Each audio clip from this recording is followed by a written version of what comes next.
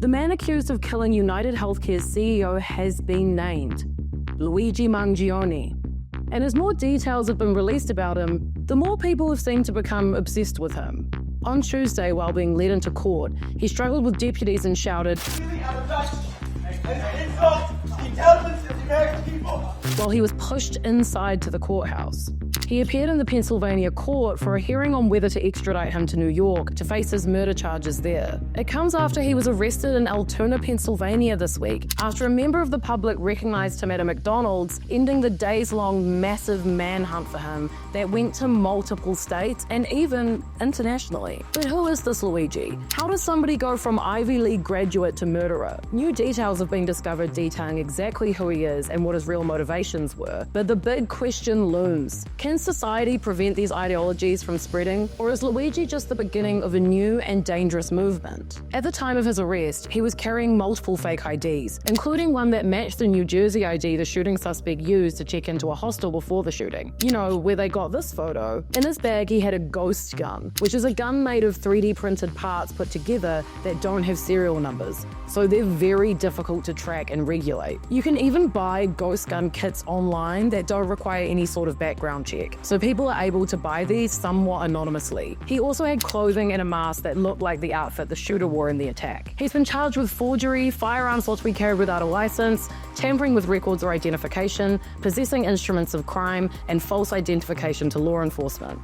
He's also been charged with murder in Manhattan, but he has to be extradited out of Pennsylvania to face that particular charge. At the extradition proceeding on Tuesday, Luigi was denied bail. He is contesting this though, and Pennsylvania has 30 days to get a warrant from New York Governor Kathy Hochul to start the process. The bullet casings at the scene saying deny, defend, depose made many people wonder if the shooter had some sort of manifesto. Well, Luigi had a handwritten document on him.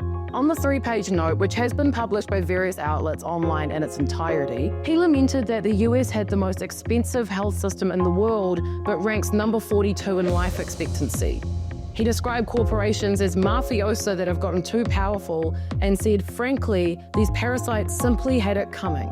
NYPD sources referred to the notes as a claim of responsibility. NYPD intelligence officers also believe Luigi was inspired by the Unabomber Ted Kaczynski, as his notes expressed a similar sentiment. For those who have heard the name being thrown around a lot this week but don't know who the Unabomber is, I'll just give you a quick overview for context because it does get a bit more important later. The Unabomber was a domestic terrorist in the US from 1978 to 1995. He murdered 3 people and injured 23 others in a nationwide mail bombing campaign. It was aimed against people who he believed to be advancing modern technology and the destruction of the natural environment. He famously lived off-grid in a cabin, and his 35,000-word manifesto named Industrial Society and Its Future opposes all forms of technology, rejects leftism, and advocates for a nature-centered form of anarchism. Authorities are worried that extremists may view Luigi as some sort of inspiration. The suspect here, who shot at that CEO and killed that CEO, is a coward, not a hero.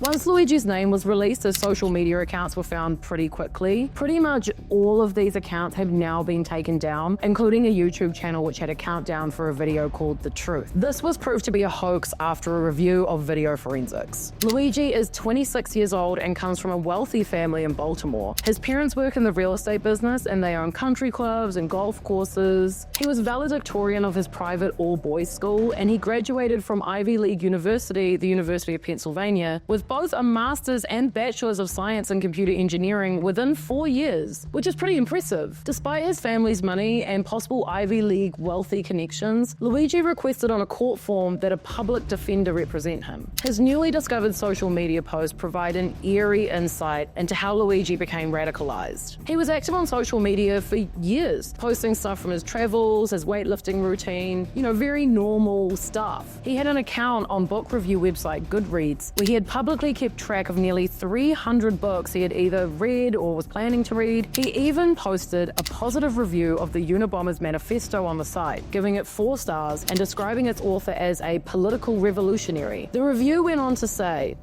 "It's easy to quickly and thoughtlessly write this off as the manifesto of a lunatic in order to avoid facing some of the uncomfortable problems it identifies. But it's simply impossible to ignore how prescient many of his predictions about modern society turned out."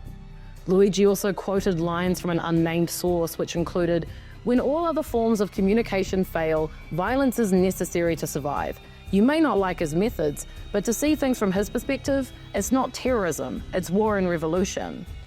He went on to also quote, "Violence never solved anything" is a statement uttered by cowards and predators. His last known address was in Honolulu, Hawaii, where he allegedly moved to focus on his health and an upcoming spinal surgery. Luigi suffered from debilitating chronic back pain that was allegedly related to a rare condition called spondylolisthesis, where one of the bones in your spine called the vertebra slips forward. RJ Martin, a friend of Luigi's and a spokesperson for Surfbreak, which is a co-living space in Honolulu where Luigi lived for about 6 months up until April 22, told the New York Times, his spine was kind of misaligned. He said his lower vertebrae were almost like a ½ inch off, and I think it pinched a nerve. Sometimes he'd be doing well, and other times not. Luigi is said to have undergone surgery in 2023, and it was after that he seemed to have lost touch with everyone and completely disappeared online. This worried people around him, and posts on his X account show friends attempting to get in touch. I don't know if you are okay or just in a super isolated place and have no service, but I haven't heard from you in months. Only 2 weeks before Brian Thompson's murder, Luigi's mother had reported him missing to the San Francisco Police Department. There are photos of an X-ray going around that's allegedly Luigi, but the X account that it was posted to has now been taken down, and so this cannot be confirmed as him at this time. His Goodreads account showed Luigi was desperate to solve his back problems. His reading list included multiple books about chronic pain, including one called Crooked, Outwitting the Back Pain Industry and Getting on the Road to Recovery, and a long list of other books about alternative medicine and psychedelics. The arrest and manifesto haven't deterred those who empathize with him though, and they're finding really creative ways to show support. The McDonald's where Luigi was arrested has been review bombed with 1 stars and comments like this, more like Narc-Donald's. I hope obesity and heart disease are in network in PA. Denied defend deposed diarrhea at McDonald's. Saw rats scurrying around in the kitchen here. Stay away. Google has since removed the reviews because they violate their policies. Multiple GoFundMe pages were set up and then immediately taken down. One fundraiser, which has now disappeared, said, "Luigi has risked everything to stand up to corporations that are destroying American lives. It is our duty to support this man so his story can be told and why it matters to us and our families. We the people, for the people." It's hard to know how things will go from here, but we can look at some other cases to give us an idea of how things might play out. Ted Kaczynski, aka the Unabomber's trial, is still remembered as one of the most complex legal proceedings in modern America. He wanted to represent himself and wasn't allowed. His legal team sought to present an insanity defense, which he was vehemently opposed to. So in the end, in order to avoid a high-profile long trial, Kaczynski chose to plead guilty to all charges in exchange for a life sentence, avoiding the death penalty. But the trial and his imprisonment didn't do much to stifle public fascination with the case, and his manifesto continues to be widely studied. Evidently, right? Evidently. Luigi's case is a chilling reminder of how personal struggles and extremist beliefs can lead to violent actions. His manifesto, which echoes the idea of the Unabomber, may inspire some to view him as a martyr or a hero despite the violence he's caused. It's a reminder that sometimes extremist ideologies can find a dangerous following, and Luigi's case might lead others to believe they too can justify violence to make a point. As his trial unfolds, we'll likely see more debate about the line between protest and violence, and whether his actions could inspire more people to follow a similar path. Also, I think Ryan Murphy might have been having the most exciting writing week of his life. I'm putting money on it right now that Ryan Murphy is going to make a show about this guy, okay?